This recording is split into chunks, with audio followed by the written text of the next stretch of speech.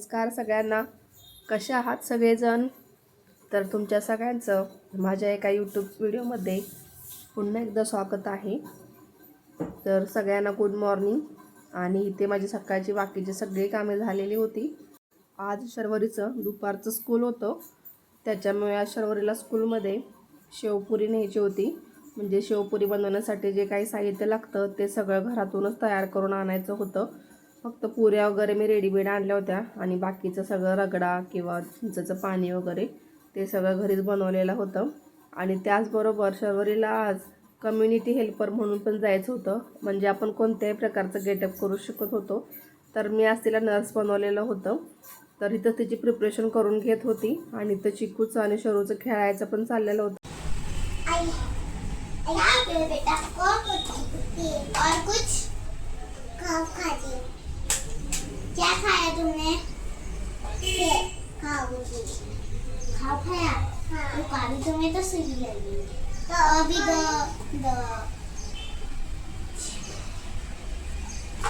दो सुई लगी। एवढ्या लहानपणी असे खेळ कुठून सुचतात काय माहिती. हे मोबाईल किंवा टी व्ही पाहण्याचेच असर आहेत असं मला वाटतं. कारण डॉक्टर काय करतात किंवा डॉक्टरला काय सांगायचं असतं हे चिकूला बरोबर समजत होतं. आणि त्याच्यानंतर शर्वरीचं तिचं थोडंसं खेळून झालं. नंतर स्कूलचं टायमिंग झालं होतं. मग तिला शर्वरीला स्कूलला सोडून आलो आणि त्याच्यानंतर आमचं जेवण बाकी होतं. तर आज मी सिंपल मसाले भात केलेला होता, त्याच्यासोबत ताक घेतलेलं होतं. तर चिकू आणि मी तेच खाल्लं होतं. शर्वरीला टिफिनला थोडासा मसाले भात दिला होता आणि शेवपुरीचं पण सामान दिलेलं होतं. त्याच्यामुळे स्कूलमध्ये शर्वरीला तेच खायचं होतं. आणि फक्त 2 तासासाठी स्कूल होतं.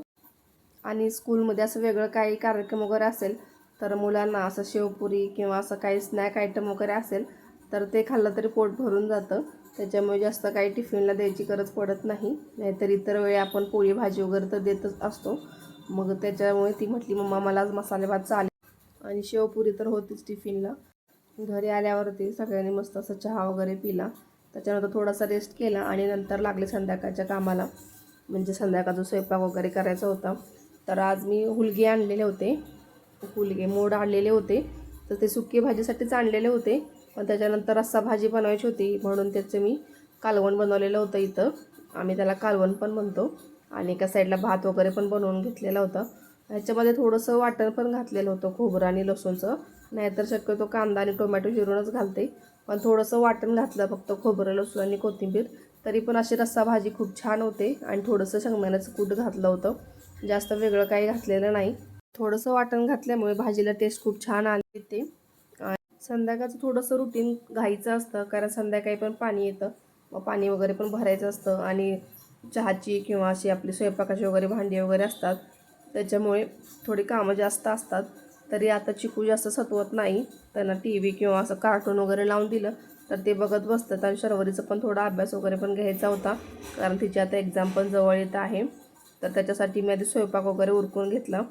किचनची सगळी कामे उरकली की मुलांवर थोडंसं अभ्यास वगैरे घ्यायला, त्यांच्यावर लक्ष ठेवायला पण थोडा टाईम भेटतो. मग इथं मला पाणी वगैरे पण आधी भरून घ्यायचं होतं.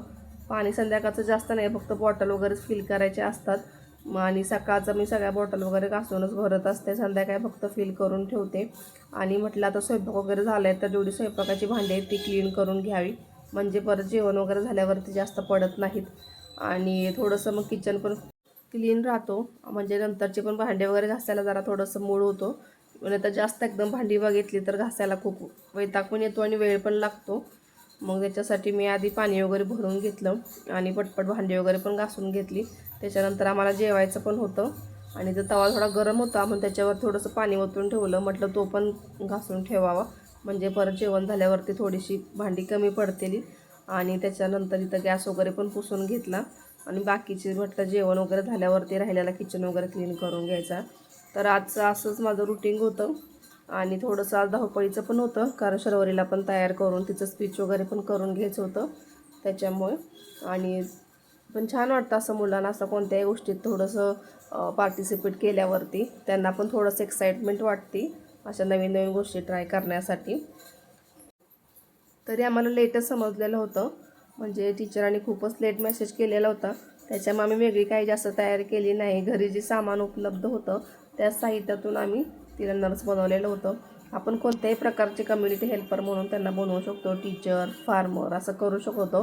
टीचरांनी भरपूर सारे ऑप्शन दिलेले होते, पण बाकीच्यांचं काही साहित्य उपलब्ध नव्हतं. त्याच्यामुळे मी तिला नर्स बनवली होती. नर्स किंवा डॉक्टर आपण दोन्ही बनवू शकत होतो. मग तिला म्हटलं आपण नर्स बनवू.